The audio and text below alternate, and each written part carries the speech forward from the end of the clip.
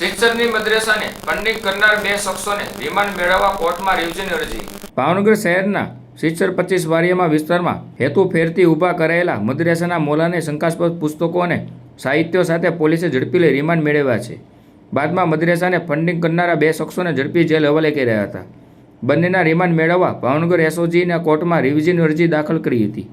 જ્યારે તપાસ દરમિયાન મોલાના પાસેથી નાણાકીય લેવડ દેવડની ડાયરી મળી આવી હતી, જેમાં વધુ 7 જેટલા શખ્સોનો ઉલ્લેખ જોવા મળતા તમામની તપાસ હાથ ધરી હોવાનું એસઓજીના સૂત્રોથી જાણવા મળ્યું હતું.